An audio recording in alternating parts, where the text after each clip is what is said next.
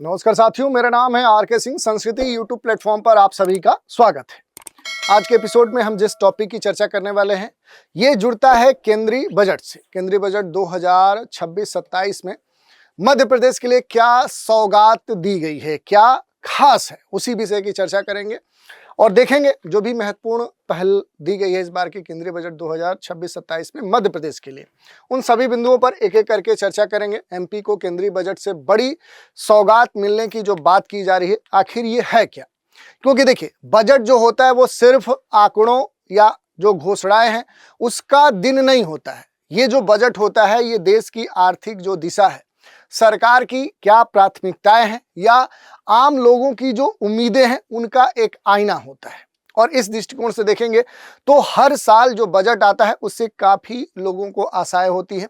हर राज्य इसके लिए कहीं ना कहीं देखें तो उसके लिए महत्वपूर्ण हो जाता है केंद्रीय बजट।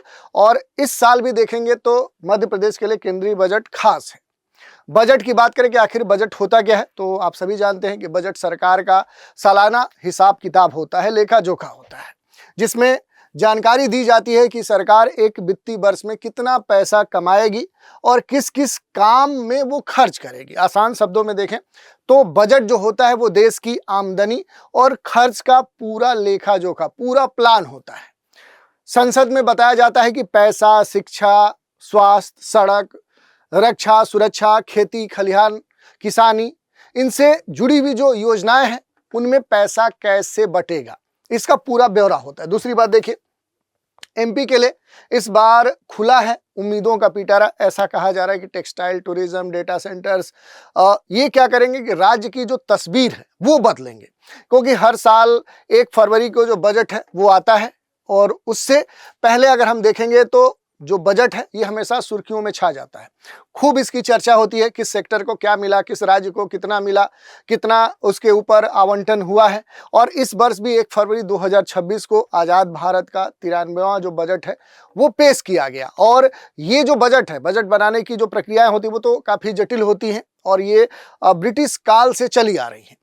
इस साल वित्त मंत्री निर्मला सीतारमण ने रविवार को ही 2026 का जो बजट है वो पेश किया और संसद में अपने 85 मिनट के भाषण में उन्होंने अब तक के सबसे बड़े रक्षा बजट, जो भी टैक्स फाइल है उसमें जो सहूलियत है, रेलवे प्रोजेक्ट्स हैं, नए जो आयुर्वेदिक एम्स हैं, ऐसी बहुत सारी जो योजनाएं हैं उनकी घोषणा की, बड़े ऐलान किए। और केंद्रीय जो वित्त मंत्री निर्मला सीतारमण है, इनके द्वारा इस वर्ष का जो प्रस्तुत कह सकते हैं केंद्रीय जो बजट है, इस बजट में मध्य प्रदेश के लिए भी जो आर्थिक समृद्धि है और जो रोजगार है उसके नए द्वार खोलने वाला है। ये साबित होगा। अर्थशास्त्री डॉक्टर जयंतीलाल भंडारी के अनुसार ये जो बजट है ये न केवल विकसित भारत के संकल्पों को मजबूत करेगा बल्कि देश का दिल कहलाने वाला जो मध्य प्रदेश है उसकी विशिष्ट जो भौगोलिक और औद्योगिक जो क्षमता है उसको ध्यान में रखते हुए कई सारे बड़े जो लाभ है वो इस वर्ष का जो केंद्रीय बजट है वो प्रदान कर सकता है। तो आत्मनिर्भर मध्य प्रदेश, विकसित भारत का जो एक सपना है ये इस बार हो सकता है कि सच साबित हो। ये बजट केवल आंकड़ों का दस्तावेज नहीं है बल्कि 2047 भारत की क्या तस्वीर होगी उसका भी आईना है। विकसित राष्ट्र बनने का जो संकल्प भारत ने 2047 के लिए फिक्स किया है उसकी दिशा में देखें तो ये एक महत्वपूर्ण कदम माना जा रहा है। और इस वर्ष अगर हम देखेंगे जो भी बजट है उसमें कुछ बड़े बदलाव देखने को मिले हैं, क्योंकि देश की जो केंद्रीय वित्त मंत्री निर्मला सीतारमण है उन्होंने अपना जब बजट प्रस्तुत किया उसमें मध्य प्रदेश के लिए केंद्रीय जो कर हैं उन करों में वार्षिक वृद्धि की अपेक्षा कृत कम कर दिया गया है। वो थोड़ा सा यहाँ पर आप देख सकते हैं डिवैल्यूट हुए हैं। वित्त वर्ष 2027 से शुरू होने वाली 5 साल की अवधि के लिए केंद्रीय जो कर हैं उनमें मध्य प्रदेश का जो हिस्सा है वो भी घटा दिया गया है। केंद्रीय कर और शुल्क की जो शुद्ध आय है उसमें राज्यवार जो वितरण है उस वितरण में मध्य प्रदेश को बजट के अनुमान के हिसाब से 2026-27 के लिए देखें तो एक बड़ी जो राशि है वो तो आवंटित हुई है, लेकिन पिछले कुछ वर्षों में मध्य प्रदेश के लिए जो भी विकेंद्रीकरण है उसमें ये सबसे कम वार्षिक वृद्धि के स्तर पर देखा गया है। 2025-26 में जो भी संशोधित अनुमान है उनके लिए जो भी केंद्रीय कर है, जो सेंट्रल टैक्स हैं, जो ड्यूटीज हैं, जो शुल्क हैं, उनकी शुद्ध आय की जो राज्यवार वितरण है उस डिस्ट्रीब्यूशन में आप देखेंगे तो मध्य प्रदेश को एक बड़ी राशि मिली है, लेकिन ये पिछले वर्ष की तुलना में अपेक्षाकृत कम पाई गई है। तो इस तरह की बातें यहाँ पर देखने को मिली है। भारत को global bio pharma manufacturing hub बनाने के लिए देखें तो ये कहा गया कि 10,000 करोड़ का प्रावधान है और इसका एक हिस्सा पीथमपुरा में बन रहा जो फार्मा हब है उसको मिलेगा और इसके साथ ही इंफ्रास्ट्रक्चर जो डेवलपमेंट है उसके लिए करीब 2,000 करोड़ मिलेंगे। प्रदेश के जो 55 जिले हैं उनमें गर्ल्स जो हॉस्टल है वो खुलेंगे और मध्य प्रदेश के 10 जो शहर हैं टियर 2 टियर 3 इस श्रेणी में विकास के लिए देखें तो 5,000 करोड़ रुपए दिए जाने की बात की गई है। यानी शहरी विकास पर विशेष तौर पे ध्यान दिया गया। इसमें खास तौर पे महानगरों से आगे बढ़ते हुए टियर 2 और टियर 3 जो शहर हैं उनको खास तौर पे तवज्जो दी गई है। 5 लाख से अधिक जो आबादी वाले शहर हैं उनके लिए 5,000 करोड़ आवंटन देने की बात की गई है, जिससे शहरी जो आर्थिक क्षेत्र हैं उनका विकास हो सके, ट्रांजिट जो ओरिएंटेड डेवलपमेंट है वो और बेहतर हो सके, पेयजल या जो भी कह सकते हैं कि सैनिटेशन जैसे जो इशूज हैं, अपशिष्ट जो प्रबंधन है उस पर विशेष तौर पे ध्यान दिया गया। यानी कि जो भी छोटे शहर हैं उन पर विशेष ध्यान दिया गया इस साल के बजट में यही बात कही गई कि 5 लाख से अधिक आबादी वाले जो भी शहर हैं उन शहरों के लिए 5,000 करोड़ रुपए का आवंटन किया गया। और प्रत्येक जिले में देखेंगे महिला छात्रावास का निर्माण, जिला अस्पतालों को अपग्रेडेशन, मध्य प्रदेश के सामाजिक ढांचे को और मजबूत करना, कृषि के क्षेत्र में देखेंगे पीएम धन धान्य जो कृषि योजना है उससे राज्य में जो उत्पादकता है उसे और बढ़ाना है, सिंचाई और जो भी भंडारण है ऐसे मुद्दों को हल करना है। इसके अलावा देखेंगे तो मध्य प्रदेश के लिए खजाना खोला गया है। 1.4 लाख करोड़ से अधिक का प्रावधान इस साल 2026-27 के केंद्रीय बजट में दिया गया है। दूसरी बात देखिए तो 16वें वित्त आयोग की सिफारिश में करों में राज्यों की जो हिस्सेदारी है वो 41% बरकरार रखी गई है और इस बजट में गरीबी, युवा, किसान, महिलाओं पर खास तौर पे फोकस किया गया है।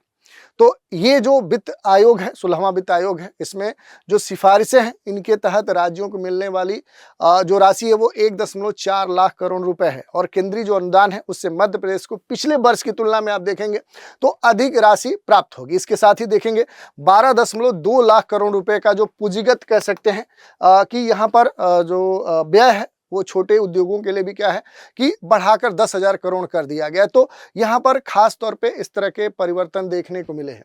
नारी शक्ति की अगर हम बात करेंगे तो उस पर खास तौर पे उसकी जो सिक्योरिटी है, जो सुरक्षा है, उसका जो स्वावलंबन है, एम्पावरमेंट है, उस पर विशेष तौर पे ध्यान दिया गया है। शिक्षा और सुरक्षा में देखेंगे तो हर जिले में कामकाजी महिलाओं और छात्राओं के लिए जो छात्रावास है वो स्थापित करने की बात की गई है। उद्यमिता की बात करेंगे तो लखपति दीदी से अब कहीं ना कहीं सी मार्ट तक का जो एक कह सकते हैं कि प्रबंधन देने की बात की गई है, जिससे ग्रामीण महिलाएं उद्यमियों के लिए क्लस्टर आउटलेट डेवलप हो पाएंगे, क्रेडिट और बाजार तक आसान जो पहुंच है वो हो सकती है। इसके अलावा देखिए यहाँ पर केन बेतवा लिंक जो परियोजना है इसमें बुंदेलखंड की जो जीवन रेखा कही जाती है इसमें खास तौर पे इस पर फोकस किया गया है क्योंकि इसका जो महत्व है वो एमपी के लिए महत्वपूर्ण हो जाता है। एक बड़ा जो क्षेत्र है वो इससे सिंचित होता है, काफ़ी अधिक संख्या में लोगों को जो पेयजल है वो इससे प्राप्त होता है और इससे जो पन बिजली है यानी जो विद्युत उत्पादन है वो भी होता है। तो इस कारण से इस परियोजना के संदर्भ में विशेष एलोकेशन किया गया है। अगर यूथ की बात करेंगे, युवा शक्ति की बात करेंगे तो स्किल्स और जो भी एम्प्लॉयमेंट है उस पर फोकस किया गया है क्योंकि टेक्सटाइल जो सेक्टर है यहाँ पर पीएम जो मित्र पार्क हैं एमपी में 3 लाख जो रोजगार हैं, 6 लाख जो किसान हैं उनको लाभान्वित करने के लिए खास तौर पे फोकस किया गया। इसके अलावा एनिमेशन, गेमिंग पर भी खास तौर पे ध्यान दिया गया है। हेल्थ केयर की बात करेंगे तो 1 लाख जो एलाइड हेल्थ प्रोफेशनल है उनको कहीं ना कहीं देखें तो यहाँ पर फिर से सृजित करने की बात की गई है। और सबल जो समाज है उसके जो 4 स्तंभ हैं, गरीब हैं, युवा है, अन्नदाता है, नारी हैं, इन पर खास तौर पे फोकस किया गया। जैसे गरीबी के संदर्भ में देखेंगे मुफ्त राशन, पक्का घर, स्वास्थ्य सुरक्षा पर विशेष ध्यान दिया गया है। युवाओं पे देखें तो शिक्षा, कौशल विकास, स्टार्टअप जो फंड हैं उन पर फोकस किया गया। जो फार्मर्स हैं जिन्हें अन्नदाता कहा जाता है, एमएसपी जो है मिनिमम सपोर्ट जो प्राइस है, सिंचाई है, प्राकृतिक जो खेती है उस पर फोकस किया गया है। और नारी के संदर्भ में देखेंगे, विमेन के संदर्भ में तो लखपति दीदी है, हॉस्टल है, उद्यमिता है, इन बिंदुओं पर विशेष तौर पे फोकस किया गया है। इसके अलावा अगर आप देखेंगे तो पहले हमने देखा कि युवा शक्ति के लिए विशेष तौर पे ध्यान दिया गया है और चंदेरी और महेश्वर को इस बार वैश्विक मंच देने की भी बात की गई है। जो हमने बोला कि टेक्सटाइल क्षेत्र को विशेष तौर पे फोकस किया गया है, जिसमें सुधार करने पर विशेष बल दिया गया है। जैसे चैलेंज मोड के तहत मेगा जो टेक्सटाइल पार्क हैं उनकी घोषणा से मध्य प्रदेश के जो भी पारंपरिक क्लस्टर हैं जैसे चंदेरी, महेश्वर, बुरहानपुर, यहाँ पर तकनीकी जो उन्नयन है वो करने का प्रयास किया जाएगा। सामर्थ्य योजना जो 2 है, इस योजना के माध्यम से राज्य के युवाओं को आधुनिक विनिर्माण का जो प्रशिक्षण है वो प्रदान किया जाएगा। महात्मा गांधी जो ग्राम स्वराज जो पहल है या खादी और हस्तशिल्प है उससे जुड़े जो ग्रामीण बुनकर हैं उनको सीधा जो रोजगार है, वैश्विक जो बाजार है वो भी उपलब्ध कराने की बात की गई है। पहले हमने बताया कि भारत का जो डेटा सेंटर हब है वो इस बार खास तौर पे चर्चा में है, क्योंकि मध्य प्रदेश का जो भी केंद्रीय भौगोलिक स्थिति है इसे डेटा केंद्रों के लिए आदर्श बनाती है। तो बजट में विदेशी जो डेटा कंपनियां हैं उनके लिए टैक्स हॉलिडे की घोषणा राज्य के लिए गेम चेंजर साबित हो सकती है, ये बात इस बार कही जा रही है। और एआई और जो क्लाउड कंप्यूटिंग है उसके बुनियादी ढांचे में सुधार करने की बात की गई है। युवाओं के लिए हाईटेक जो भी कह सकते हैं कि नौकरियां हैं उन अवसरों को पैदा करने की बात की गई है। इलेक्ट्रॉनिक्स विनिर्माण जो क्लस्टर है, रोबोटिक्स है, उसमें सहयोग करते हुए मध्य प्रदेश में जो तकनीकी क्षेत्र है उसे और बेहतर करने का प्रयास किया गया है। स्वास्थ्य और विज्ञान के क्षेत्र में खासतौर पे बायो फार्मा हब की ओर विशेष ध्यान दिया गया है, जिसमें क्लिनिकल जो ट्रायल साइट्स हैं उन्हें डेवलप करने की बात की गई है। कैंसर दवाओं पर जो कस्टम ड्यूटी है उस पर छूट देने की बात की गई है। मानसिक स्वास्थ्य के लिए नए जो संस्थान है वो विकसित करने की बात की जा रही है। तो देश के बायो फार्मा जो निर्माण है उसके लिए 10,000 करोड़ के लिए प्रावधान किया गया है। और खासतौर पे मध्य प्रदेश का जो फार्मा सेक्टर है वो इस बार नई ऊंचाइयां छू सकता है, क्योंकि विशेष उस पर ध्यान दिया गया है।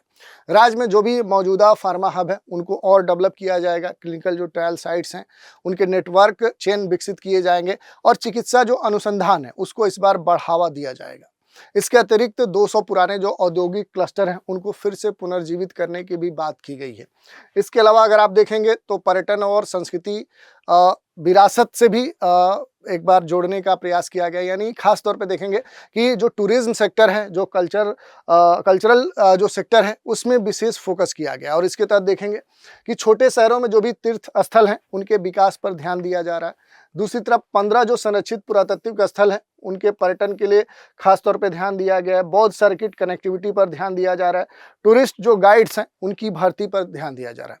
तो मध्य प्रदेश में ऐतिहासिक और पुरातात्विक जो स्थल हैं जैसे खजुराहो को हम ले सकते हैं, भेड़ा घाट को ले सकते हैं, वाइब्रेंट जो कल्चरल डेस्टिनेशन है उस रूप में विकसित किया जा रहा है। ये सारे जो सेक्टर्स हैं इन्हें वाइब्रेंट कल्चरल डेस्टिनेशन के रूप में डेवलप किया जा रहा है। और बजट में नेशनल जो हॉस्पिटैलिटी है, इस तरह के जो भी संस्थान हैं, जो गाइड्स हैं, उनके लिए जो पायलट प्रोजेक्ट है उसका प्रावधान किया गया है, जो स्थानीय स्तर पर रोजगार क्या कर सकता है, सृजित कर सकता है।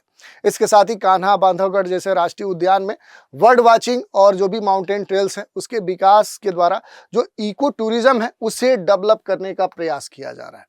तो ये खास बातें देखने को मिली हैं। ओवरऑल हम कह सकते हैं कि 2026-27 का जो बजट है, इस बजट में मध्य प्रदेश को प्रत्यक्ष राज्य विशेष पैकेज भले ना मिला हो, लेकिन पर्यटन, बुनियादी जो ढांचा है, सांस्कृतिक जो धरोहर है, कौशल विकास है, सतत विकास जैसे जो क्षेत्र हैं, इन क्षेत्रों के लिए विशेष घोषणाएं की गई हैं। और अप्रत्यक्ष रूप से देखेंगे तो राज्य के लिए ये सारी घोषणाएं विशेष महत्व रखती हैं। खजुराहो हुआ, उज्जैन हुआ, ऐसे सांस्कृतिक पर्यटन जो केंद्र है उनको फिर से पुनर्जीवित करने का प्रयास किया जा रहा है। इको टूरिज्म पर विशेष तौर पे ध्यान दिया जा रहा है। एडवेंचर्स जो टूरिज्म है उससे जुड़ी हुई जो पहले हैं, उन पहलों से राज्य की जो आर्थिक गतिविधियां हैं, रोजगार के जो अवसर हैं वो और बेहतर हो सकते हैं। तो क्षेत्रीय संतुलन के दृष्टिकोण से देखें तो इस बार का जो बजट है वो मध्य प्रदेश के लिए खास है। हालांकि टैक्स डेवल्यूशन में अपेक्षाकृत कम जो केंद्र राज्य जो वित्तीय संबंध है वो एक चुनौती को दर्शाता है। फिर भी यदि राज्य सरकार केंद्र की योजनाओं को प्रभावी तरीके से लागू करती है, उनका क्रियान्वयन करती है, तो मध्य प्रदेश विकसित भारत 2047 का जो टारगेट है उस लक्ष्य में अपनी एक सशक्त जो भूमिका है उस भूमिका को स्थापित कर सकता है। तो इस तरह से हमने देख लिया कि आखिर इस बार के केंद्रीय बजट में मध्य प्रदेश के लिए क्या खास है।